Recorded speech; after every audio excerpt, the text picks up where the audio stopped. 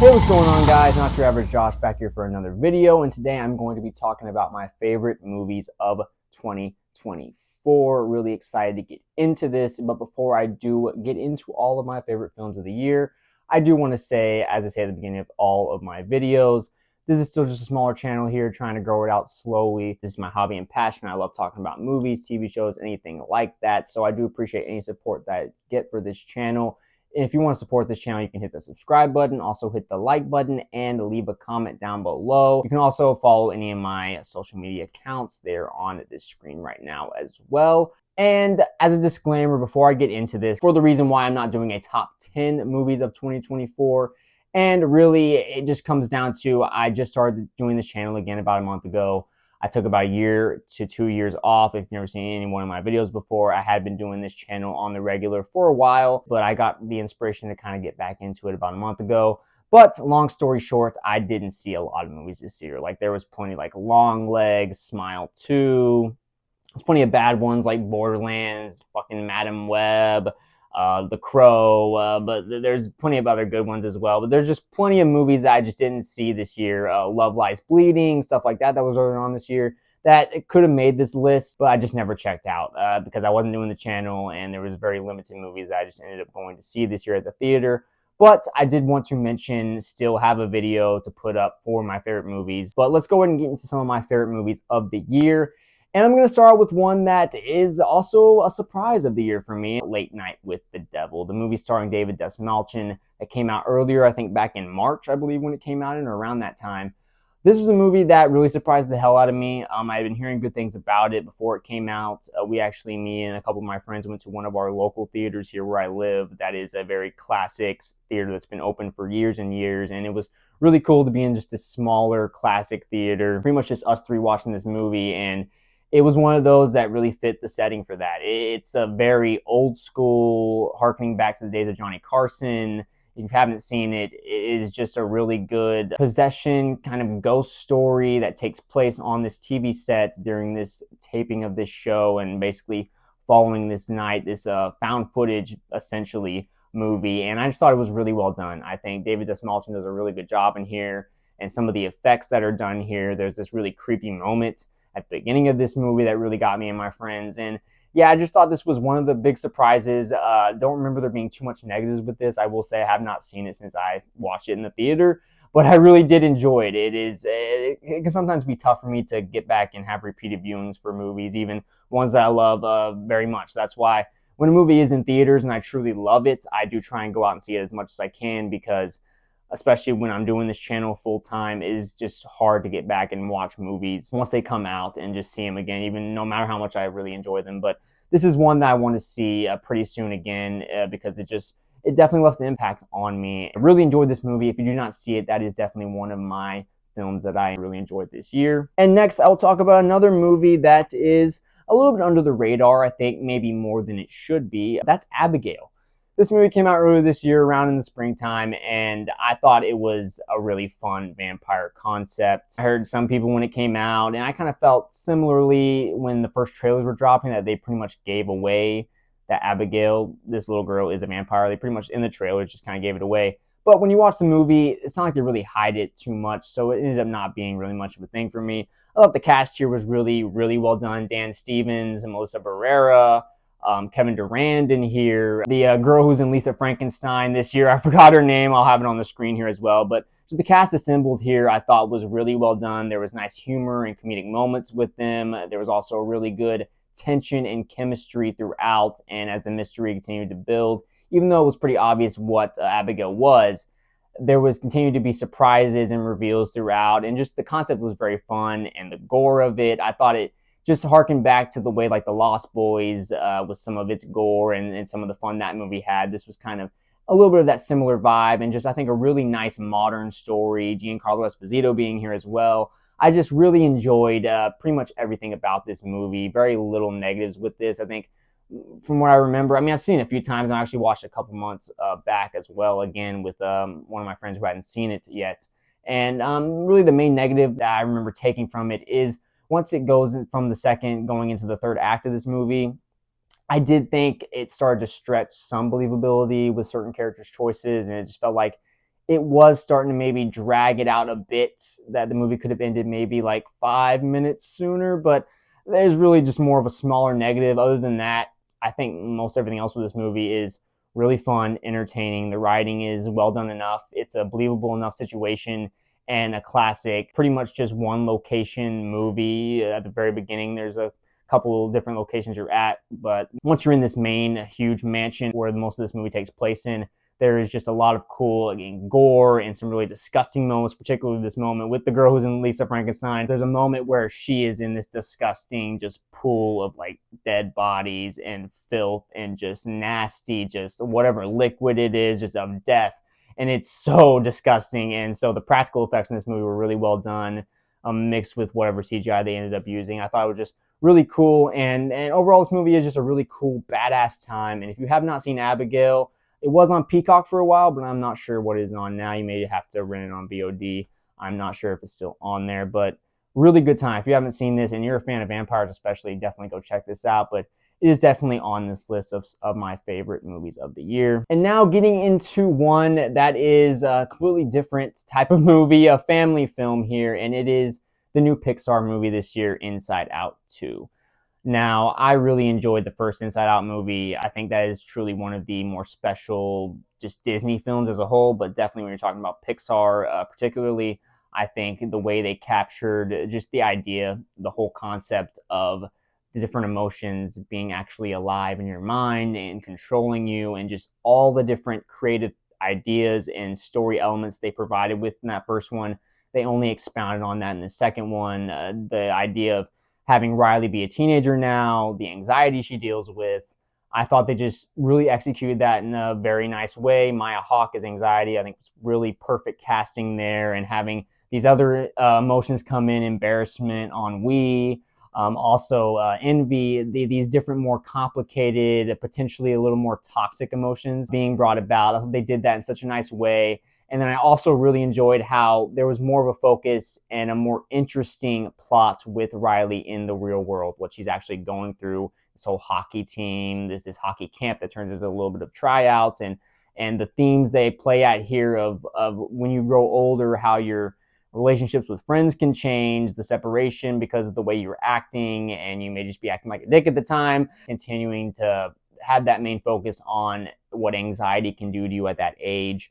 I think they really captured that very well, especially the whole end sequence when anxiety is just freaking out and Joy has to try and figure out a way to solve it all along with all the other emotions. I just thought it was a really well done sequel, about as good as it could have been, to be honest, as I was hoping it would be. I saw this movie like a few times, at least at the theaters when it came out, and reminding me of what it was like to be a teenager. As she gets older, what other emotions they add in here. Really well done, a nice heartwarming movie. It still had a lot of those fun, joyous moments. I thought it was a nice follow-up, about as good as I could have expected, and it, of course, makes my list here. And now going into another movie that is, I guess you could say, geared for kids, but had a lot of great action in it, and that is Transformers 1.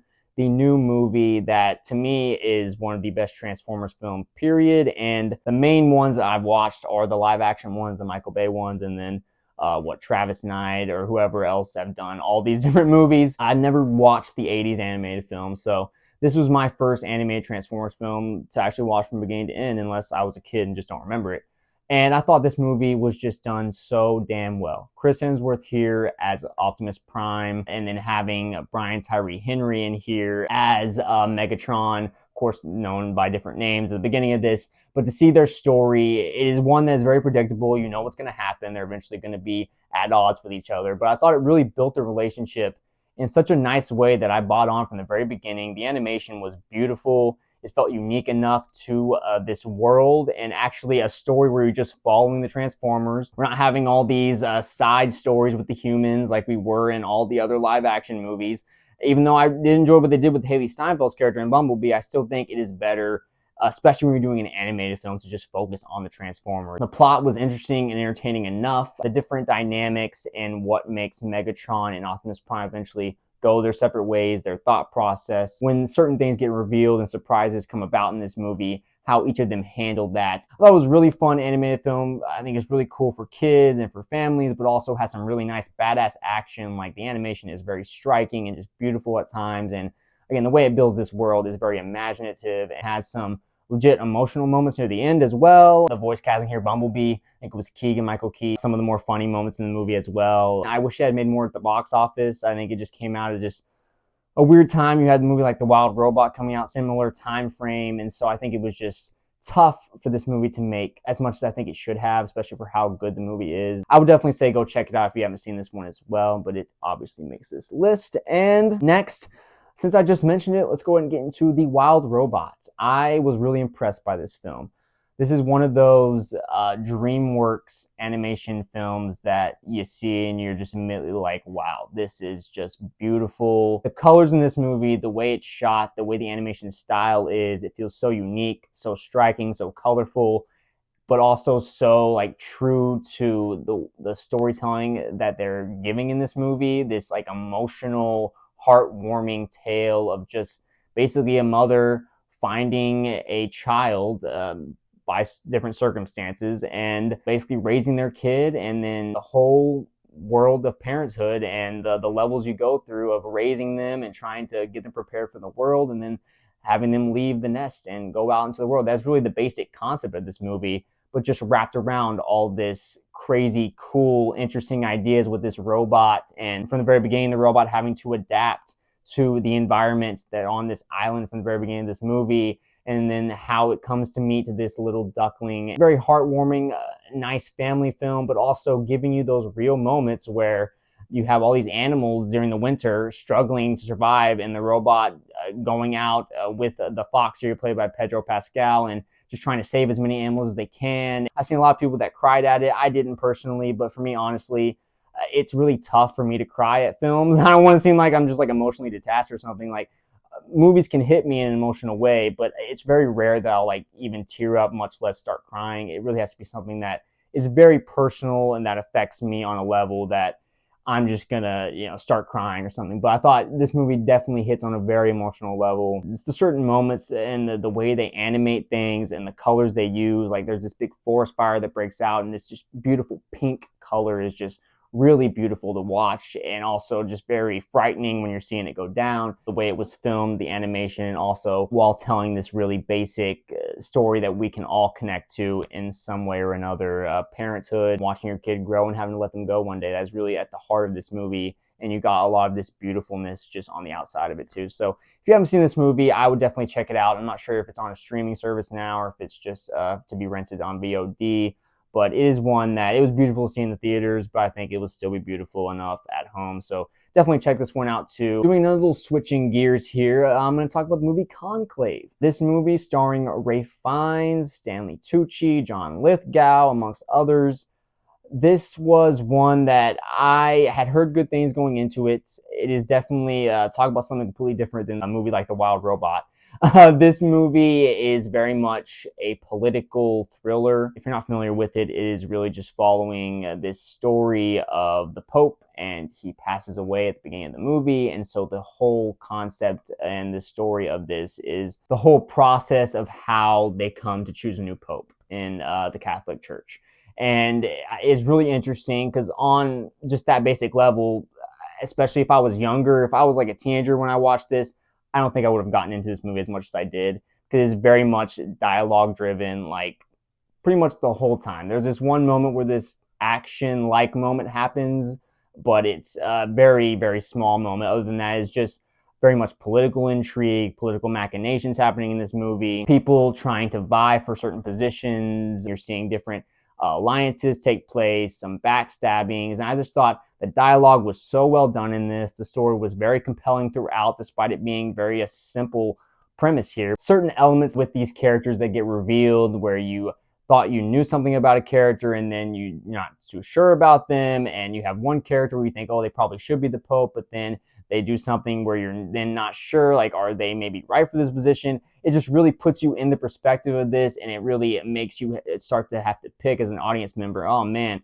I feel like that Ralph Fiennes character would be the best, but then, I don't know, he doesn't really want it, and then Stanley Tucci feels like he's trying too hard, or this character, they have a little bit too much of a dirty backstory, and like all this stuff starts to come out. It feels very much like a high school presidency being elected or something like that, but on this level, the acting was just really, really great at times, like Stanley Tucci especially, and certain scenes you have with Ralph Fiennes and John Lithgow. A really compelling story with something that, if it's not written well, could have been very boring. And I thought, for me, I was pretty surprised at how much I did enjoy this movie. So Conclave, if you're into movies like this, a slow burn, dialogue heavy movie about a pope being elected, that's pretty much what this movie is. But I promise you, if you love good writing and really good acting, if you're a true cinephile at heart, I think you will enjoy this movie. The costume design and the set design, like, it really felt like that you were actually in Rome. Definitely go check that one out. But another movie I have to get into that came out around the same time and has also been getting a similar Oscar buzz for different categories is Anora.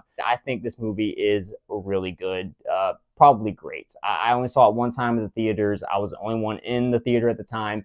And it was such a blast to be seeing this by myself. It was a late night showing, and this movie is so fucking funny. A really great comedy, especially once you hit the halfway point with this movie. Like, it has a lot of quirky, awkward humor, and I will say, like, the first half of this movie, I wasn't sure how I was gonna feel about it. Like, I was a little bit on the fence of, like, I'm not sure which way I'm feeling now, but once it hits the halfway point and shit goes off the rails, I was just completely in. They go in for the humor in such a way where I was just laughing out loud so many times. Like, some of the side characters in this movie, along with Mikey Madsen and the main guy she's with in this movie, everyone has some funny moments in this, just hilarious time, while also having real emotional moments by the end of this movie.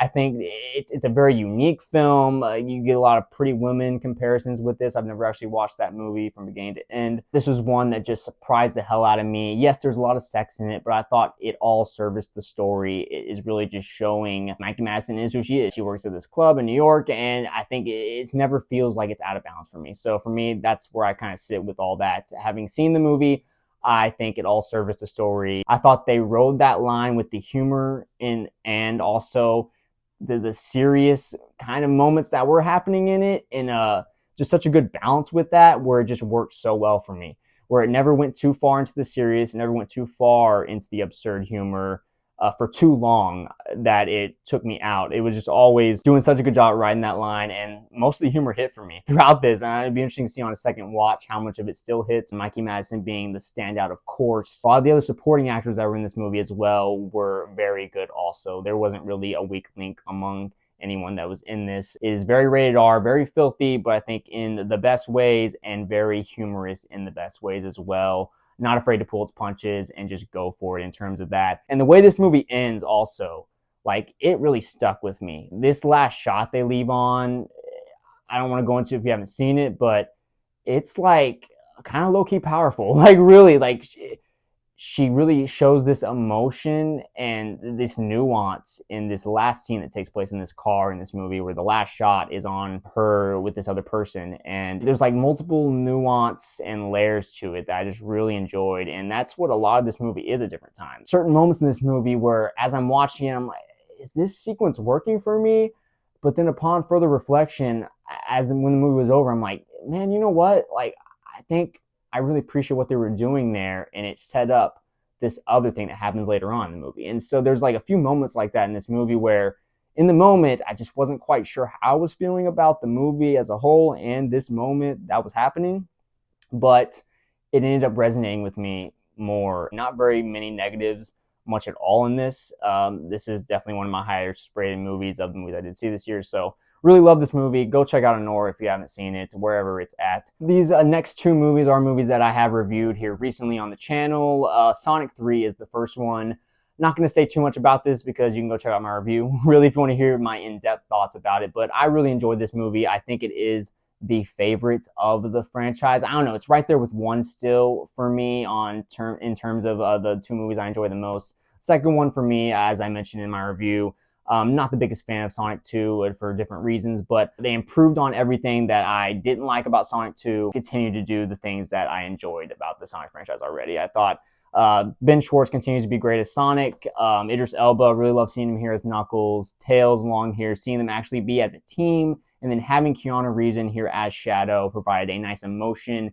And I personally really enjoyed the emotional background they gave Shadow, his reasoning for doing what he's doing. I bought into it completely, and I was actually pretty emotionally moved by this relationship he has with this young girl, and how it affects him going forward. Seeing Dr. Robotnik back in here as well, it's just always fun to see Jim Carrey in here, and I thought they really elevated the scope of this movie in such a great, grandiose way, feeling so epic at times. The effects for this franchise are just at an all-time high. The way Shadow looked was just so awesome. The way they're just bringing this game to life with this trilogy now, and presumably going forward, bringing in more characters every single movie now, it seems like.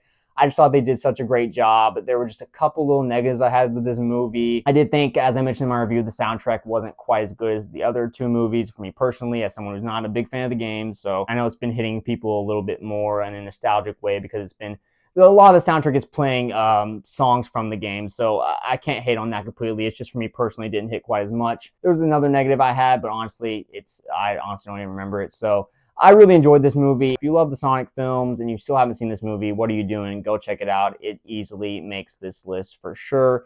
And then also transitioning from that into a movie, Nosferatu, directed by Robert Eggers. This is one of my favorite movies of the year, absolutely. If you want to hear my in-depth thoughts, I just did a review of this. It's on this channel now. It should be in the description down below.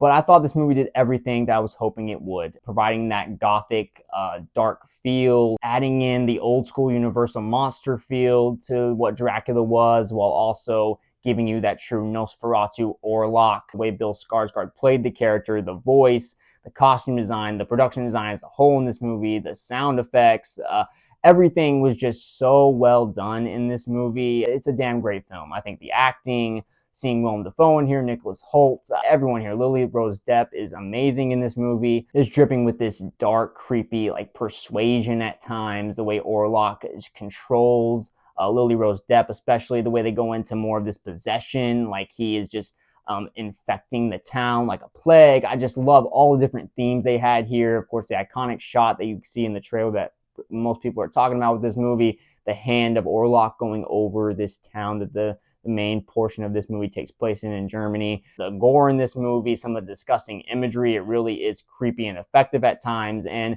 just truly horrifying, while also being just so satisfying to watch if you are truly into this in any way. It made me think of, at times, Sleepy Hollow, when Nicholas Holt's first going to Count Orlok's castle. There's a lot of different references that kind of pop up in my head when I'm watching this movie. And I think just on a technical level, just everything done about as well as it can be. My only negatives were, as I mentioned in my review, Aaron Taylor Johnson had a couple lines that were just a little bit over the top, that and one scene with Lily Rose Depp's character that just didn't quite work for me overall. And then there was a moment with Nicholas Holt's character where I thought he could have had some information that maybe would have helped the situation move along a little further. But other than that, I really enjoyed this movie. I don't know if Dracula's ever been as horrifying for me as he is in this movie, and just some of the things he ends up doing, like truly horrifying stuff to some families in this, to the people of the town. It's really just like you feel the fear and everything just permeating constantly over everything, the environment in this movie, and just wherever you're at, you just feel like you're at that location, and just a real attention to detail on like everything in this movie. My favorite Robert Eggers film now. And now getting into another film that I thoroughly enjoyed this year, and it is Deadpool and Wolverine. And this movie is such a fucking fun, entertaining time. If you haven't seen the movie, well, you're probably not going to see it because you probably just aren't into comic book movies, or you're out on MCU as a whole, and I completely get that. The MCU, look, since Endgame, I think everyone would admit has been on the downside, but I think this is one of the bright spots, and I just personally take the MCU part of it out. This is more of a Fox Marvel multiverse film than anything, and everyone had been kind of wanting this for a long time, to actually get Hugh Jackman being in the yellow suit in this movie, to see all the comedic moments that they can provide, bringing in Blade, bringing in Elektra, bringing in Channing Tatum as Gambit, having Chris Evans pop up as Johnny Storm, that little fake out, you thought he was Captain America. This movie is just fun from the beginning to end. Yes, there are some elements with the movie where you could say it maybe plays a little bit gimmicky with the whole multiverse concept, but considering that I think Doctor Strange Multiverse of Madness kind of flubbed it up a bit in terms of the movie being called Multiverse of Madness and not really executing its promise of that and fulfilling the promise of that. I think this movie did everything that movie should have done, but also just in the classic Deadpool style, making fun of the MCU, having fun with everything, while also having these badass moments, seeing everyone finally be able to fight this whole team up there, right outside where the huge Ant-Man skull was at with Emma Corrin's character, Professor Charles Xavier's sister. So they did everything they promised they were going to do. They weren't going to nerf it down, even though we're now in the MCU. Sean Levy continuing to show his talents as a director, and Ryan Reynolds showing his passion as this character Deadpool. And I thought it was a really nice cap off to the trilogy now of these Deadpool movies, and who knows if we'll ever get a solo Deadpool movie again. I'm thinking probably not, maybe, but will we maybe see a Deadpool 4? Oh God, no. My wife and children will divorce me, and The kids will divorce Jimmy, you? I have no prenup with any of them. it will definitely pop up in the MCU, I'm sure, but it satisfied all fans while also showing you that Marvel can still create big movies that are satisfying to a large majority of the audience, but they just got to prove it more now with some of their stuff that is less reliable. But now getting to, these are definitely my top 2 of the year, and I will say I don't know which one I would actually put at 1. I think they are more of a 1A, 1B scenario, and I think it flips back and forth depending on what day you ask me. The first one I'm going to talk about is Dune Part 2. This movie is so fucking good. I love this movie so much. I really enjoyed the first Dune movie, the Denis Villeneuve one that came out in 2021, and it grew on me more and more as I continued to watch it, and I actually watched it like the night before. I went to my early fan screening for Dune Part 2 way back in March. Actually, it might have been even late February still at the time. I think I do actually love that movie at this point now, especially for what it ends up setting up for Dune Part 2, and with this movie, I think they just did everything about as well as you can do on a technical aspect, the cinematography, the sound design, the acting, the locations, the practical effects, the fact that this movie really just transports you to this world. Like from the very beginning when they're hiding from the Harkonnen and you get this just beautiful like orange with the sunset about to come down, this orange look to everything. And then just the way that the Harkonnens like floating up on top of that cliff. From everything about this movie, the attention to detail, all the acting. I mean, Timothée Chalamet is so fucking good in this movie as Paul Atreides. The transformation he has, once you get into the third act of this movie, he just sells it so well. And then you really buy the relationship that he's had. Before that was Zendaya and her character Chani. Everything that they're building with this whole religious concept of the Fremen and having 2 different sides. One of them believes in this very old school style of believing there's going to be a prophet that comes, and Paul Atreides at first not wanting to accept that, but then eventually he feels like that has to be the path that he goes down in order to succeed and get where he wants to go. I think just all of that is such really interesting, compelling story telling and story writing.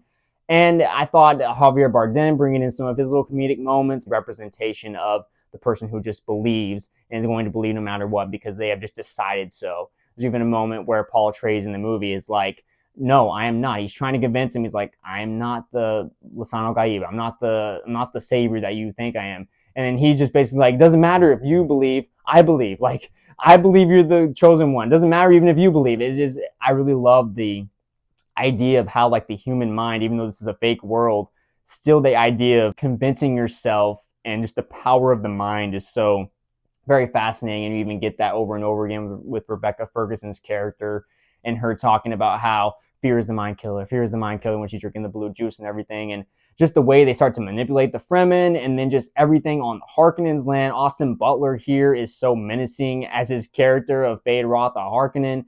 And then just that whole sequence on his planet, this whole gladiator with the way the sun shines down, everything's all white and this just crazy look. Just the cinematography and just the way everything is shot is just so damn beautiful in this movie. There's just so many shots that you could like put up, frame the damn picture. It's just so fucking beautiful. All the attention to detail, the lead up to the final act, this whole war that's going down on Arrakis, and you got the nukes going off, and then I love how it goes from that to just ending on a solo one-on-one duel, like you did at the end of the first Dune movie. But this one-on-one between what we all want as fans, I think, is Paul Atreides versus Fade Rotha. And again, just the way Timothée Chalamet transforms into the Lisan al-Gaib at this point, it's just so impressive. You really just buy that he is this commanding presence now. Where it leads off, I thought it's just perfect. I don't have any negatives with this movie at all. I think it is just so damn brilliant on every level. The way it wraps up the story while also still setting up things to come as this more greater war is happening now. And the music, the score, Hans Zimmer here, especially near the end of this movie when he's riding the sandworm, is such a crazy epic sequence. Like, it really feels like you're in there with him as he's riding this. Like, how they shot that and made it look so good with the effects and everything, it's just so fucking incredible. And it transports you to a different world. I saw this movie just so many times at the theaters. I just really enjoyed the hell out of this. I could just go on and on for days about this. I even enjoyed Batista in this movie. I know that was some people were saying that he was a little bit shortchanged in this, but I thought his character kind of fit that. I also just loved how Fade Rotha, they didn't shy away from his intensity, and like he just was slicing throats whenever he wanted to, not giving a fuck about anything. It just really added to his intensity, and like, this motherfucker means business. That last duel he had with Paul Atreides, that is one of the better just one-on-one duels that you'll see in a movie, I think. No score, just hearing them fight, the blades, and then the choreography as well. Like, it was just really exciting every time to watch that scene. And I honestly need to watch this movie again because it's now been a minute since I've seen it. If this is a movie you haven't seen yet, if you haven't even seen the first Dune movie, I would say check both of these movies out. I'm a person who didn't enjoy the David Lynch 1980s film. I just never quite got into it. I can never watch it from beginning to end. I kind of mentioned that in my Dune Prophecy Season 1 review, which you can see is down in the description below. Really great on pretty much every level, and it is near the top for me. Right there with this next movie I'm going to talk about, and is one that just came out pretty recently. And that is the movie Wicked, which is now, I guess, Wicked Part 1, because they didn't make it too clear in the marketing at first, but it is clearly a Wicked Part 1. I fucking love this movie. I am one who I pretty much have enjoyed every musical I've ever watched to some extent. Not saying that everyone has been perfect or great, but there are some classic musicals I still have not seen yet. I actually just recently watched Grease for the first time from beginning to end. Like, I had never actually sat down and watched that movie. I had known pretty much all the music that played throughout that movie, so that just goes to show there's still plenty of musicals I need to watch eventually that are classics. But I grew up on High School Musical. I was born in 1998. The trilogy of the High School Musical films, the Disney Channel movies.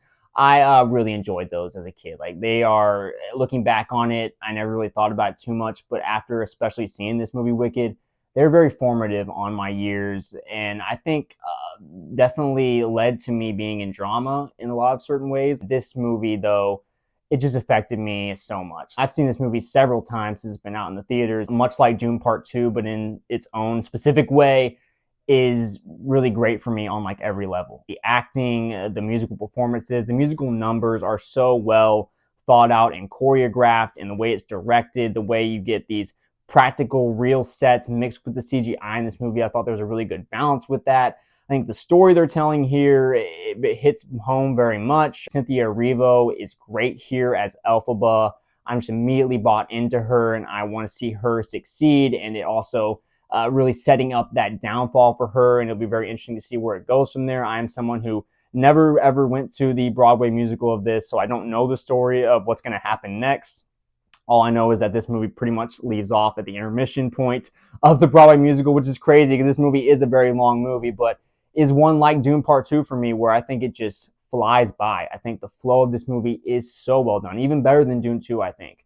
Where like I could just watch this movie over and over again. And as soon as this movie came out, I've listened to the soundtrack so many times since I saw it for the first time. Like it just hit me in such a way where it just gives me such joy watching it. I have a smile on my face so much. Like, whatever number you're talking about, of course, Dancing Through Life is one of the big ones where I just love, it feels like there's so much joy put into this movie, and all the thoughtfulness and like the choreography, as I mentioned, and the musical numbers. There's not one weak one to me. I think I just love all of them.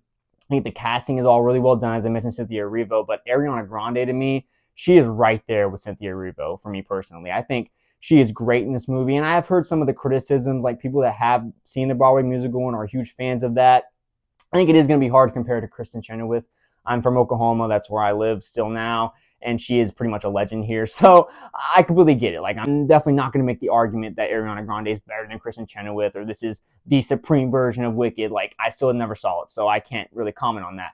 But for me personally, I loved Ariana Grande's voice in here. I thought her acting in here playing this very charming character in Galinda that also is, she's playing that mean girl shtick while also she just comes at it with this such kindness where she's not very overtly mean, where she's just like, oh, you're so ugly or disgusting, get away from me. She like really kill you with kindness. The way even that first opening intro when Elphaba first shows up to the school and everyone's like, oh, green. And just the way she's like, oh, well, it's my intention to study sorcery and maybe I can help you one day with that problem. Like just the way she says that, she plays in such an adorable way while also you can see, yeah, she's not a good person and she has a lot of big flaws, but she's just so fun to watch because she's hilarious, because she is so ridiculous in a lot of her ways, but then also just the way Ariana Grande plays the character is just, it's so fun to watch. And so like every time I watch it, like she has some of the more fun moments that she provides with this movie, and especially when Jonathan Bailey comes in here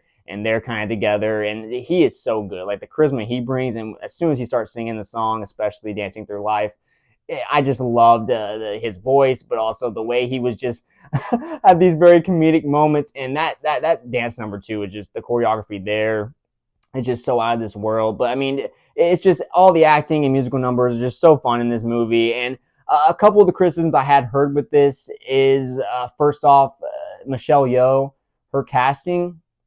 That was definitely the one part for me where I thought about potentially maybe lowering my score on this movie, because it did take me a couple times to really think about how I felt about it, because I had heard people say that they just didn't like the casting of her because her voice, and she has a part where she sings in this movie.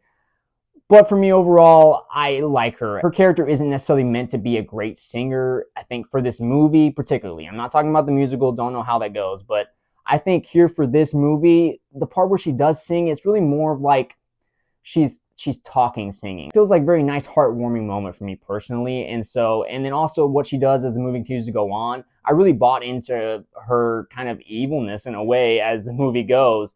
And so for me personally, I wasn't really affected negatively by her performance in this movie. And if I was casting the movie, I would have cast someone differently, but I don't think her being in it negatively affected me when it comes to this movie. So that's why it didn't really lower my score overall. And so I don't have the same negative feeling about that. And I thought Jeff Goldblum also in this movie was good as the wizard.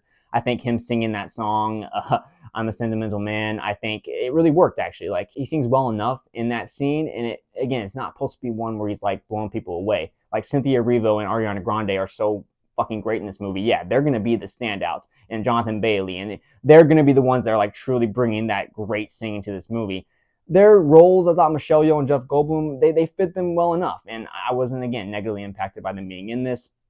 Another criticism I was seeing with this movie was the idea of the animal subplot, or being kind of almost the main plot really in this movie, of how basically Elphaba comes to go see the wizard, and then the how she ends up, the discovery she makes with all that. I honestly like the animal plot. Like, I think it made sense. Like, Elphaba, she's very much connected to animals, doesn't want them to be mistreated.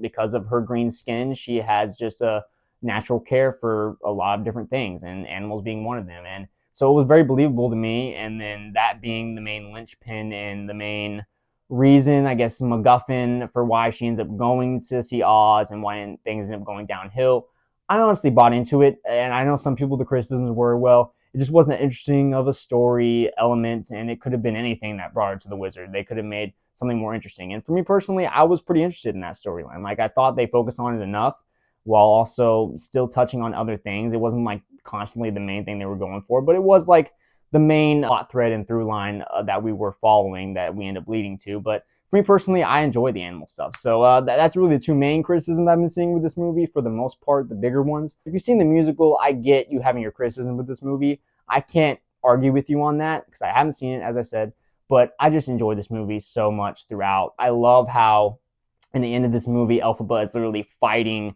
the guards with her voice. Like, she's attacking them, weaponizing her voice. And when she's singing that last song, Defying Gravity, I thought it was all really well done. I love how they stuck to the true heart and spirit of a musical. Even though they were adapting this to be a movie, they didn't go, oh, well, we can just make this more dramatic and be more dialogue driven. No, they stayed focused, and they were like, no, we are going to commit to this being a musical. It's going to end on a musical number. And I thought it was so powerful. I get chills every time. And one of the things I also love about this movie, of why I can keep going back and watching this over and over again, is the fact that it has a lot of that fun and joy, particularly through like the first half of the movie before it really starts getting a little more emotional.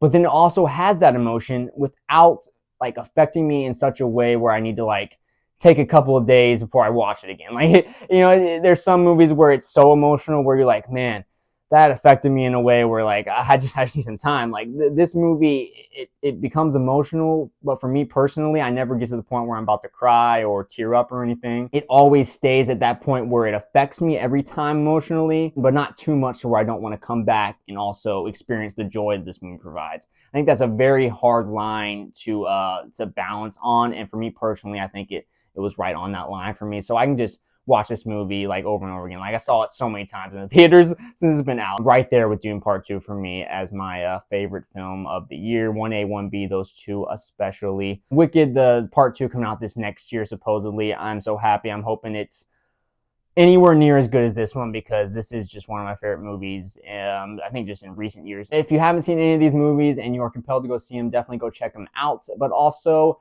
leave your comments down below. What are your favorite movies of this year? Again, I didn't do a top 10 this year. Didn't quite see enough movies. I wasn't doing this channel yet. But of course, this next year, I plan to be doing this channel consistently throughout the whole year. So I will probably do a top 10, I assume, when it comes to the end of this next year. But anyways, leave your comments down below. As I said, what are your favorite movies? And also hit that subscribe button and leave a like if you want to support this channel any further. It's still a smaller channel here, just doing this because I love it. It's my hobby and passion to talk about movies and TV shows, anything like that. So again, I appreciate all the support. And you can also follow me on any of my social media platforms. They're somewhere on this screen right now. But that'll be it for now. I'll be looking for my top 10 most anticipated movies of 2025 that will be coming out pretty soon right after this is uploaded. You should be looking out for that. And also my review of What If Season 3 will be coming out here very soon also. So again, I appreciate everyone who's watching this, but that'll be it for now. I will talk to you guys later.